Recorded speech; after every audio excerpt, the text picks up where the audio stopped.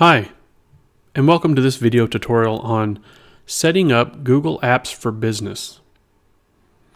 Now, we're going to be using a WordPress website that's running on an Apache server that runs cPanel. WordPress is probably one of the best content management systems and most widely used today. cPanel runs on Apache servers, and cPanel is your web configuration tool. Now, there's other options for setting up Google Apps for Business. You don't have to have a WordPress website, and you don't have to be running cPanel. But right now, let's get started by going to Google and looking for Google Apps. And right here at the top is Google Apps for Work, and that's what we're looking for. So now we're at the Google Apps for Work Getting Started page, and we'll just click Get Started. Now, in this page, it asks you for your information and your business information. Today, we're going to be setting up a client's website of mine, or his email for work. So first off, I'm just going to use my information, and then we can add more email addresses later on. So I'm going to enter my first name and my last name, and then we're going to enter josh@ledgertree.com. because ledgertree.com is what we'll be setting up email for. Business name, and we're just going to say, Ledgertree. Now, this doesn't have to be an actual legal business or organization. If you're setting this up and you want to use your own domain for personal use, you can just create a name in the business there. Number of employees, we're going to go ahead and just use one for right now. You can choose one of the other options here, but you can also change that later on. So right now we're just going to say one employee. Select your region, which we're going to leave as United States, and then we're going to enter the phone number. And I'm going to add my phone number now.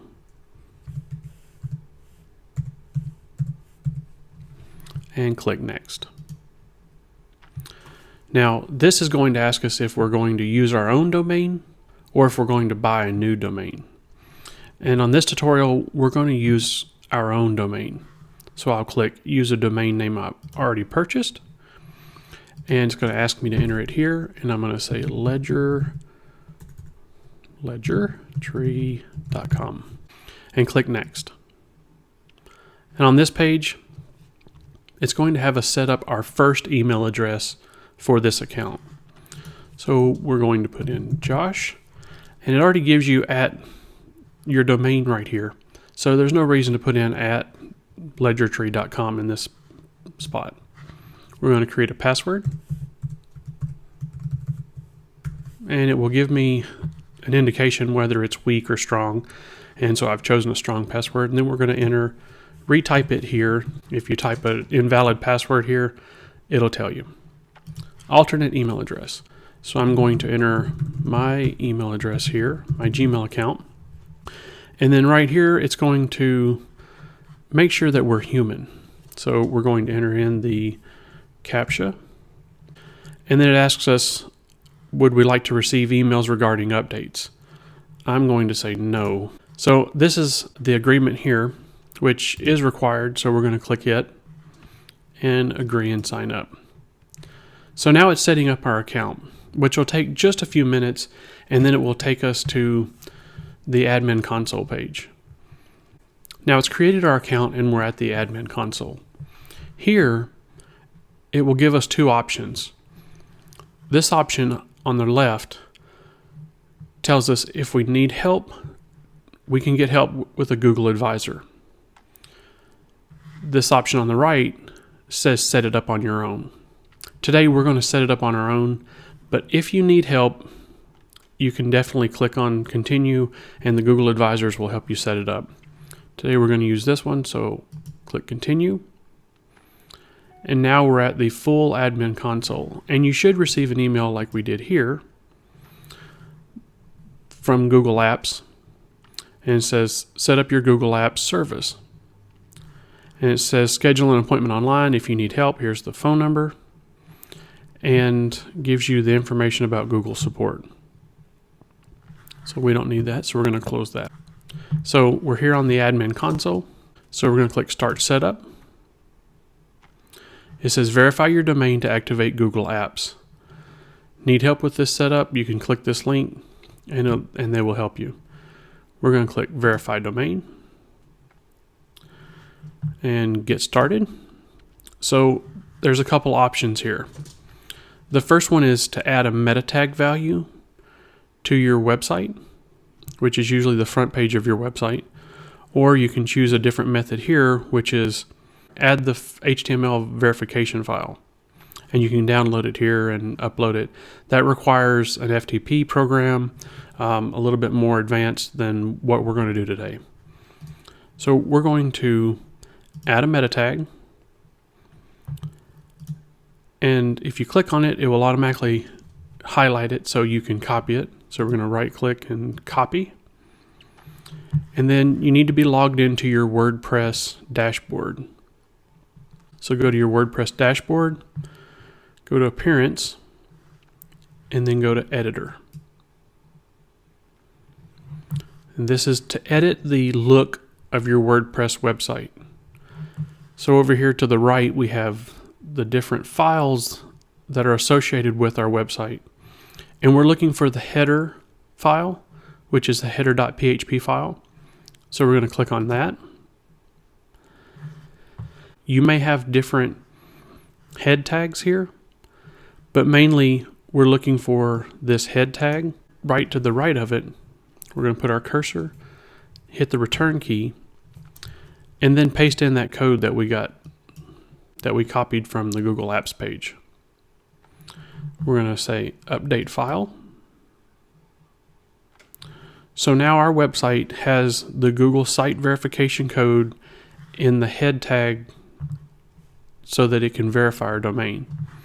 So we're going to go back to the admin console and click I have added the code and click verify. May take a few seconds to verify your code, but once this is done, your website's verified and you can continue the setup. Okay, so now it takes us back to the admin console. We're going to set up our MX records in cPanel. Log into your cPanel homepage, which should look similar to this. In the Find box here, just need to type in MX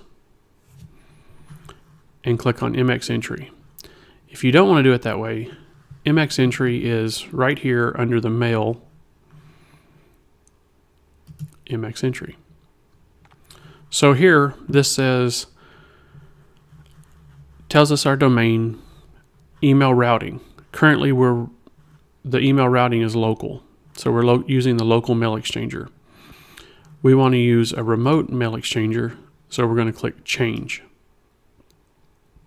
So now it's set up to use a remote mail exchanger. And we just need to tell it what that remote mail exchanger is. So down here at the bottom where it says MX records, you should already have a preset MX record with a priority of 0. And we're just going to delete that record. It's going to say, are you sure? And we're going to say delete. And so now we have no MX records for ledgertree.com. In this section here, we're going to add the MX records for Google's mail servers. We're going to go to google.com and we're going to do a search for Google MX records. And configuring your MX records is right here. So this tells us, how to manage it, how to do it if we need help. This is the main thing we're looking for right here. We're looking for the priority and the mail server.